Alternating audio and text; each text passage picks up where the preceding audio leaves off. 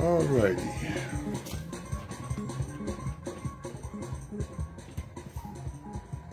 You're listening to 98.3 FM, also heard at 1280 AM WJAY, Marion, South Carolina. Elpis Synergy Enterprise Radio Station. Your name is stronger than sin. Oh boy, I hate this song. You are the strong. I totally don't get this song. I totally don't like it. Your name? More powerful than darkness. You Say God named Blue Power. You say God named Blue Power. and your name It's just, I just don't like it. bigger than mountains. Oh, you are the strong name. Go to him. And whatever doesn't say the same, we will stand and proclaim it's coming down at your name. I want to say good morning goes out to Wes Williams, to Little May Williams. Also goes out especially to Ernestine and Val Williams and the Mount Pisgah Baptist Church over in Marion.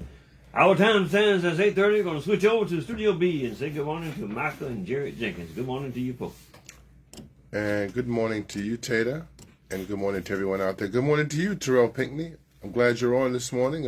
Maybe you can give me some insight as to what's going on down there in the Low Country. Terrell is a Low Country sports guru. Actually, he's an all over the state sports guru. First up on the docket, we're moving closer to the start of the football season, high school football season. And next week at Wilson High School, they will have... Oh, it's a football jamboree. Yeah. Gosh. Wilson Athletic Department presents their second annual William R. Long Jamboree. And if I'm reading these mascots correctly, we have the Hartsville Red Foxes will be there.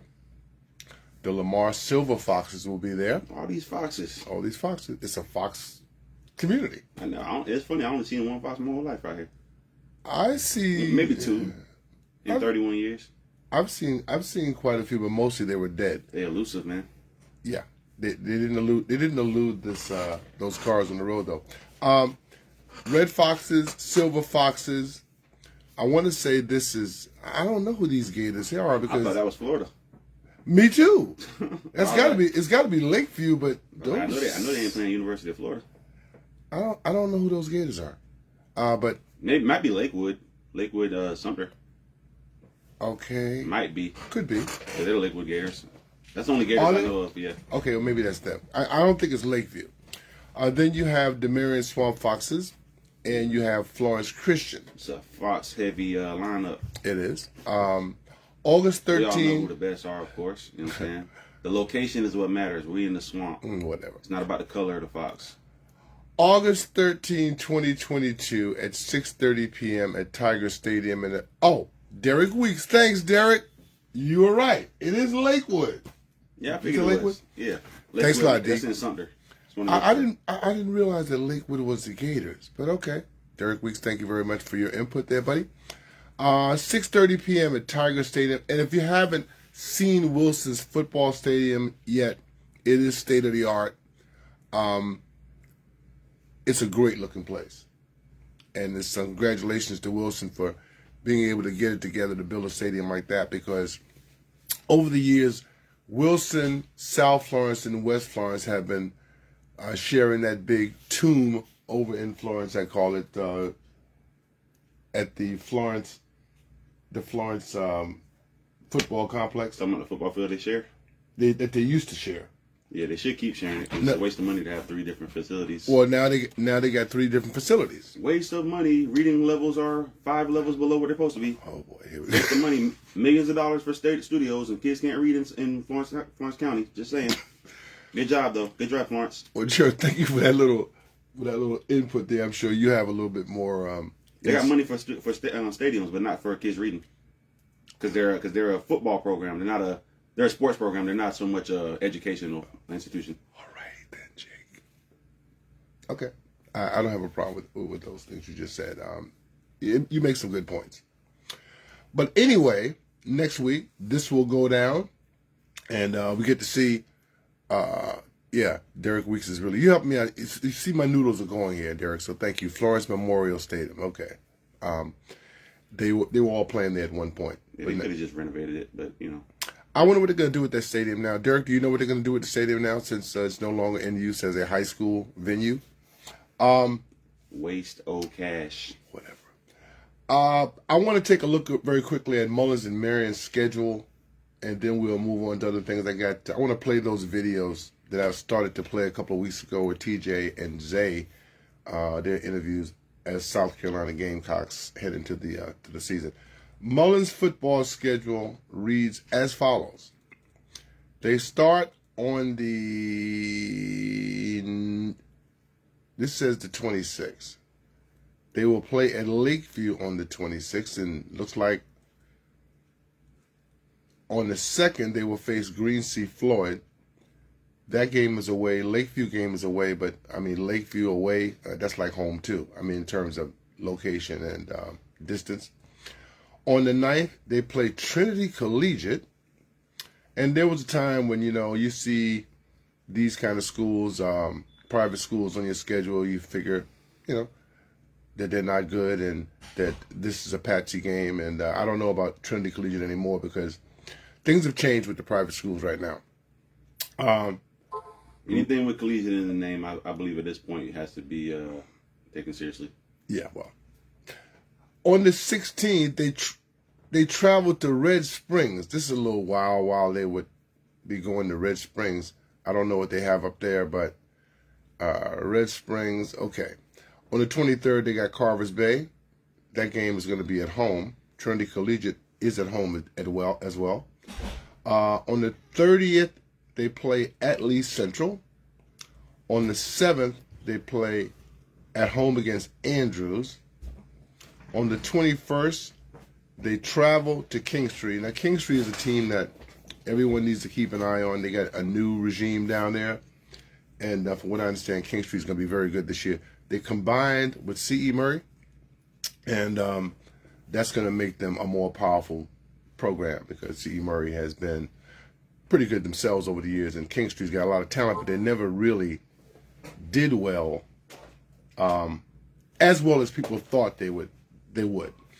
On the 28th is the big game against Marion, and that game will be played at Mullins this year, and that should be interesting. Marion has I'm going to get to them right now, but I hadn't seen any practices this year. Jimmy Howard said, hey, man, how's the sports guys that come out to practice? I don't really do practice, man, but now that the Jamborees are starting, I'll be checking those out, and I'll get to see what's what. Marion Swamp Foxes open their season on the 20th, and Marion's schedule this year is really tough. And I don't know, some people might think that they're overreaching a little bit. August 19th, Mullins at Latta. Did I miss that one? Boy, Derek, I tell you, you need to come on in here and help me out for real now, bro. You're doing it.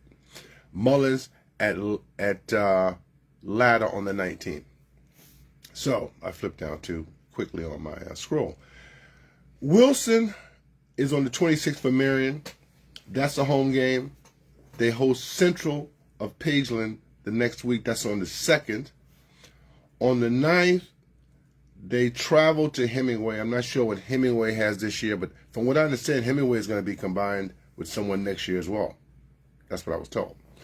On the 16th, they travel to Sherrard, and this is a big one right here, as they go out of conference to play against perennial power Myrtle Beach. On the 30th, they travel to Andrews. They host Kingstree on the 7th. They host Lee Central on the 14th. And they travel to Mullins on the 28th. What's up, Craig Smith out there? Leon Lester? Leon Lester, your cousin out there, Jerry. What up? So those are the schedules. Some people think that Marion's schedule is a little tough. The only thing I see here that, that out-of-conference game against Myrtle Beach, at Myrtle Beach, I can see what people might think, why are they stepping all the way to that level? Well, Myrtle Beach has always been good. Chances are they're going to be good this year. This would be a tough test for the Swamp Foxes. Now, don't get me wrong. Everything I'm hearing around town is that Marion's going to have an outstanding season. They mentioned several players that are, going to make that happen. And I know that that junior class is what everyone is talking about. Though, it's good not to shy away from competition. I agree. Because what does that do for you? Like, to play a weaker schedule, how does that help you? I mean, yeah, you might get an extra win or two, but everybody can see that your schedule is also weaker. I think you get a little bit more credit for playing teams. In my book, anyway, I don't look at it so bad as if, you lost to a really good team. How did you lose to them? I take that into consideration. How badly was it? Did you compete? So I don't think it's all about wins if you're winning against pushovers. So, like you're doing a bunch of homecoming games all season. Well, yeah, and I agree with you 100% on that. I look at Mullen's schedule. I think it's kind of soft. Mm-hmm. I think that ain't gonna help them when it comes to a serious game where they got a serious opponent. It ain't gonna help y'all that y'all had a bunch of walkthroughs. Well, here's where it might help. It might help because maybe they have a bunch of inexperienced youngsters that they're trying to break in, and they want to help them build a little confidence before they get into conference. If you've got a young team, inexperienced team, and you play against a bunch of tough guys early on, and you get yourself hammered the first 3 or 4 games, it could be demoralizing. Correct. It could be. So I can see where that could be a problem. So I don't know what Mullins has this year. I haven't heard a lot so far. I don't know how they did in their jamboree. Not jamboree, but they played a scrimmage, I think, or a jamboree a couple of days ago. So we'll have to see what they have. I pretty much know what Marion has. The core is there, and these teams played extremely well last year. They lost some players. Myrtle Beach game, getting ready for the playoffs. Oh, Derek, what are you, an official? Anyway, Derek is all they did today. So it's all a matter of approach. Marion is starting to feel themselves right now. Brian Hennessy is the coach there. Obviously, he knows what he has. Obviously, he knows what he wants to accomplish going into the first couple of games of the year. I don't know how good Wilson's going to be this year. Traditionally, Wilson has been pretty good. So that Wilson game could be a really tough game for them. And then you throw in the Myrtle Beach, and again, those would be 2 really tough games with teams that are above their pay grade in terms of region and classification. So the football season is upon us, and you can feel it in the air. I don't know what's happening over in Dillon. That's always something to think about because obviously Dillon is probably the premier program in this area. Would you kind of agree with that, sir? Dillon Wildcats. Obviously, Dillon's premier, I think, statewide. I think they've probably got, I mean, who's got a better last 10 years than Dillon? That would probably be nobody. You know what I'm saying? Well, they got 5 rings. Or did they do the 5-peat, or did they do a 4-peat and lose on the 5th one? I think they lost on the 5th one. 5-peat, they were right there for that. And who else got 4 rings in the past 10 years? If anybody, those upstate schools like Dutch Fork and maybe Dorman or those schools. Huge schools, huge institutions. So I would put Dillon. I mean, from what I've heard, Dillon should be one of the top 3 or 4 programs in the state over the past decade. You know what I'm saying? And they're smaller than those other ones too. So and they're consistent because they're not winning 1 and then losing 2 and then winning 1. And then correct. They're winning 1, 2, 3, 4, lose 1, 1, 2. Like they when they win again. You know what I'm saying? There was a time where Dillon, and it's been consistent over the years, where they were basically a 10-win team every year. Like every year. I mean, see, I don't even like football, but I respect winners, man. I mean, when they was doing that run for that fifth one, I ain't gonna lie, I kind of wanted to go to that game. Craig Smith, and I agree with you, Dutch Fork has been the premier program out there. But I'm hearing a lot about Gray Collegiate and schools from up there as well. What have you heard about them, Craig? Let's take a look at the South Carolina Gamecocks and some of our local entrants into Gamecock football, and that would be, starting with, Xavier Leggett. He's a wide receiver. He's 6'3", 200. Whoa, Zay is up to 220. He's a senior this year. He's from Mullins, South Carolina. And whoa, Zay is he looks different now. He's looks like a grown man. Well, I guess he is a grown man right now. 2020 Fall Academic Honor Roll, 2019 SEC First Year Academic. Oh, Zay's got the grades, first of all. 2022 Gamecocks Toughness Award on offense. Now let's hear what Zay has to say in this interview that they did some weeks ago. Let's see if we can make this happen here. There's Zay, our very own Zay. Zay Elegant. You know, Zay had gone through some things. He lost his mom and his dad. He was when he was young. Lost both parents. Yikes. Yeah. So he had a tough road to hoe. So, but he seems to be doing okay, as well as could be expected for a guy who essentially had to grow up without his parents. You know. So who raised him? Right. Yeah. Hold on a second. I was just looking to verify. So what's your scouting report on him as a player? Because of course he said he was the best. So what's your? I wouldn't say he's the best now, but he is real good though. He real good.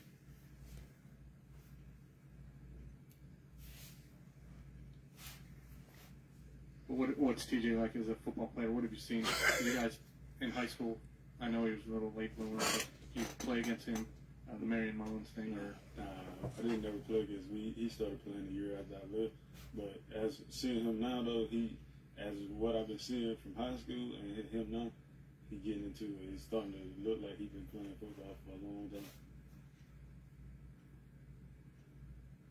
Let's stick with the basketball. What's it like to try to guard a 300-pound defensive tackle? It's just about that strength, man. It coming down low. I play like I'm big down low, so I do as much as I can. He is big. Who would be your starting five then? Would you be in the Gamecock football starting five? Oh yeah, but I have to pick Jordan Burks too. Jordan Burks, he a phenom with it.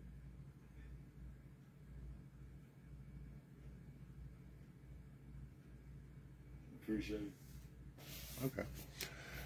That's a little clip from Zay, and it's amazing how the talk came up about basketball, since he and TJ both were basketball players in high school, very prominent basketball players. How tall is TJ? TJ is about 6'5", 6'6". I could see him being like a Barkley type dude on the USC team. I ain't gonna lie. With that size, who really stopping him? Well, He's a refrigerator. Nobody really stopped him in high school. Wasn't he all state and all kind of stuff? He was. Man, look, he was. That dude is massive. I've seen him. I seen him last time I saw him. He was huge. Well, the thing about TJ was the guy's got great hands, man. Dude, he was doing everything. Yeah. Like he was carrying the team. he was the getting guy. Buckets. Like that dude was getting buckets, man. He was the guy. Craig Smith said, I saw Xavier in person the other day. He is big. He is the biggest receiver I've seen in my life. He'll have a big year, and he wasn't always that big, Craig. He got big, over like the last couple of years. I mean, he always had nice height, but he got big. TJ Sanders. Let's see what we got with TJ here. Yeah, I ain't gonna lie. I would like to see what the USC team looking like. See if they can make room for him. Cause the basketball team. Yeah, look at him. But he's kind of focused on. He's looking toward pro stuff now. I feel you. But I'm just saying. I feel like he could do his stuff thizzle on the basketball team, just being 6'5" and having a basketball background. Yeah. I mean, look, 6'5". Well, is how I don't remember how athletic he was. Like, is he? Can he? Like, is he? He's not a leaper. Okay, yeah. Cause he didn't seem like he played above the rim or nothing like that. No, he didn't play above the rim. He kind of.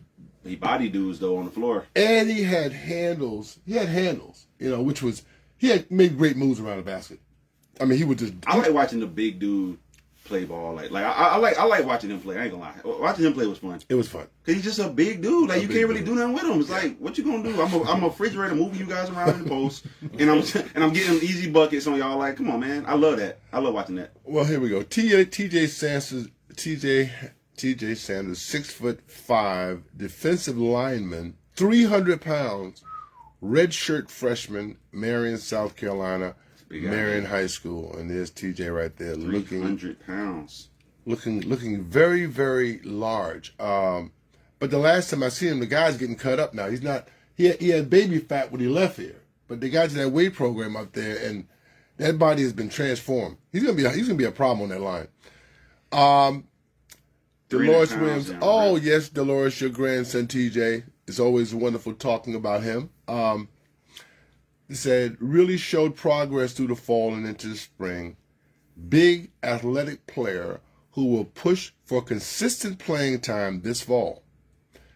2021 true freshman defensive lineman who saw action in 2 contests, appeared in both the season opener against Eastern Illinois and in the season finale against North Carolina in the Duke's Mayo Bowl. Credited with a quarterback hurry versus EIU, redshirted in his first season with the Garnet and Black High School. Played defensive tackle and tight end at Marion, South Carolina High School, graduating in 2021. Helped the Swamp Foxes reach the Class 2A state championship game as a senior. Named to the High School Sports Report South Carolina High School League AA Defensive Player of the Year. Posted 26 tackles with 5 tackles for loss and a pair of sacks as a junior in 2019. Coached by Randall State. Also played basketball.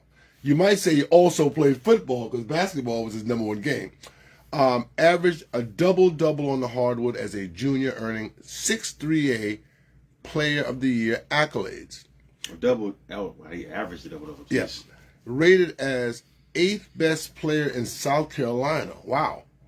The 40th best defensive tackle in the country and the number 662nd overall by 247 Sports Composite. Rivals ranked him as the 7th best player in the state. Either way, I I want to know who the first was. yeah. I think the kid is, is kind of on his way to doing big things. Let's go to the You think he'd be pro? yeah, I do. It's a matter of first of all, this kid wants it bad, and I think that he can get there. I don't blame me. If I was him and I had a pro shot, man, I'm in the weight room. I'm disciplined, bro. Let's listen to TJ here. You obviously got some praise from your teammates dating back to last year. Just what was last year like for you, and where maybe have you seen the growth in your game since you arrived on campus? Definitely coming in, it was definitely a learning experience for me. Understand the game, the speed of the game. Everything was a lot faster when I first got up here. But since then, a lot of things have slowed down. I feel like my hands have gotten a lot better, my eyes, my technique in general. And I just give credit where credit is due. My coaches and teammates, they all prepared me for the situation that I'm in now. Obviously, you're busy with football, but how much basketball do you still able to play when you're not doing spring practice? Well, before, during winter workouts, I was at the Strom a little bit, shooting up hoops, nothing crazy. But since the spring has started, I haven't really done anything hoop-wise. That's basketball. You haven't been getting a lot of praise and attention. What do you think the ceiling, or as far as your expectation is for the season and for the rest of the spring? What do you hope to improve on these next couple weeks? Definitely my get off. I feel like my get off has a lot more work to do. As far as reading plays quicker, block recognition, all those little things, tighten up for getting me prepared for the season.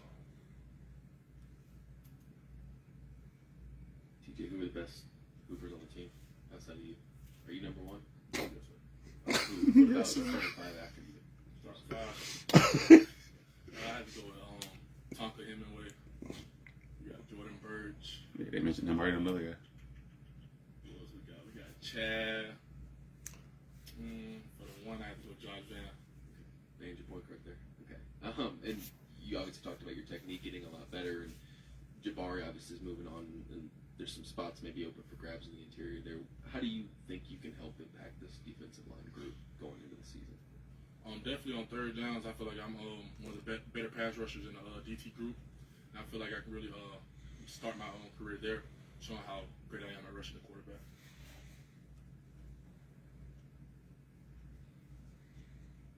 So guys in football change And positions a how lot. much do you feel like you've just grown as a player? Because obviously with your background and not starting with football until you got into high school or junior year of high school or whatever, how much do you feel like you've grown? Can you like share how much it looks or it feels like when you're out there playing? Definitely from a growth standpoint, I've grown a lot. Like as you can hear the coaches tell you in the interviews, last year was like the adjusting period was really tough on me, and I just felt like I had to get better every day. Like getting blocked is not something that I want happening to me. So I just felt like the best way to avoid that was perfecting my craft. How much? First of all, who's the hardest guy to block on or go up against on that offensive line day in and day out? Definitely, I gotta go with Javon Glenn. You know what I'm saying? He's an older guy. You know what I'm saying? His technique basically flawless to me. You know what I'm saying? A lot of things, if I mess up even the smallest bit, he, you know what I'm saying? He gets me every time. So it's just going up against him every day really helps improve my game. And I feel like I'm doing the same thing to him, helping him grow his game for the next level. Kind of sticking with it, but just how much does going up against, because obviously Eric Douglas has been here a while, Javon's been here a while, how much does that help you as a younger guy trying to figure out college, go up against veteran guys who have been there for a really long time? Oh, it's definitely good. Like going back to even when I was on the scout team last year, those guys were always in my ear, even telling me little things that can help improve my game. I just really appreciate those guys for that. You said it was kind of an eye-opening experience. What specifically? What was the biggest thing to adjust? Was it the speed, the size? What's the biggest thing that stood out that you knew you had to get better and kind of your experience?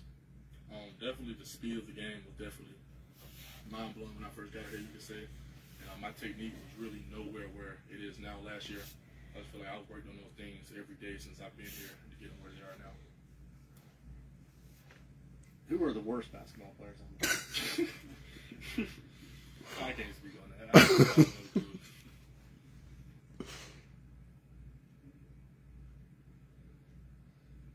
Thank you, guys. Did TJ just say that he was the best basketball player on the team? You on the football team here? Wow.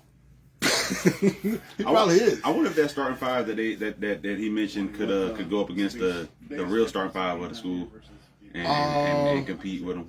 Because athletically, I mean, they should be able to keep up with them. Well, you know, they just got the number one guy in the nation, right? Number one who in the nation? Who got the number one what? Gamecocks just got the number one basketball player recruit in the country. How they did that? They did it because of this new rule. He was already slated for North Carolina, okay? Why would you choose? I mean, no hate to USC. I'm just saying USC is not known for getting top nothing. Top basketball people? Yeah, he's the top guy in the country. What's his name? You know, I can't call his name off the top of my head. Anybody out there can call that kid's name. I only learned about him about 2 months ago. But the reason why this has become possible, from what I understand, is now there's monies flowing out there in college right now. There's ways to get monies to these kids. And I guess the Gamecocks can get as much money to him as the North Carolina folks could. That's shocking. And I feel like North Carolina would have a way bigger bag. Well, South Carolina's got bags too. They got the bags. North Carolina's got way bigger. Why? Bags. Why is that? University of North Carolina, Chapel Hill. Yeah, Gamecocks is. You talking about the ones that have multiple championships and the ones that are like the face of America's college basketball. But this money is not like that one. Like Duke. Yeah, but this money is not necessarily come from the schools. Like Memphis, like Kentucky, like those places that should be able to get better people than South Carolina. Well, I'm just saying, no hate to South Carolina. I'm just saying, like historically, I'm wondering how would they have more money? How would they have more money than a the money's not a Duke or the North money's Carolina? the money's not coming from the schools per se. It's coming from other sources. Okay. But I'm just surprised North Carolina can't. I'm surprised North Carolina lost out on that. Don't sell South Carolina short. I'm not. I mean, unless you just wanted to go to South Carolina more, but I can't imagine how they could have more money to give. Well, it's. I guess it comes down to how they're getting the money to them. You heard about the new thing that's going on where they're able to sell their images now and all that stuff. That's great. So the kids are, and they should have been doing this a long time ago. Yeah, you should definitely be able to have like a Nike deal as a college football player or basketball player for sure. Craig, there are some prospects in Marion, and we'll talk about those in the future. People are talking about 7 or 8 guys right now that are prospects. Okay, Craig said UNC didn't have a scholarship for him when he reclassified in 2023. That was the issue. Okay. His name is G.G. Jackson. Went to Ridgeview High School. So we've seen this kid. Went to play. Ridgeview. Yeah, we've seen him. And he's the number one player in the country. Yeah. No way. Yeah. I don't know how he can be number one player in the country in South Carolina, and I ain't never heard of him. And you ain't never heard of him. Who is this guy? I heard of him, but I didn't hear of him because I haven't been, yeah. But he's obviously. Well, Zion was the number one player in the country too, man. We knew about him. That's true. Yeah, Craig says, as far as TJ will have an impact this year. The word here in Columbia was that they needed him to get stronger and get cleaner in his technique, and he has done both of those. Wow, I flipped ahead too far. Okay. That South Carolina line has at least 3 prospects. Okay. Well, Taylor, tell me I'm done. Folks, thanks for joining me today, and we'll be back next week with more. I'm very excited about the football season, and now all the talk in the NBA is about LeBron James playing with his son. I wish they would stop. But anyway, that's a topic for another day. We'll get up later.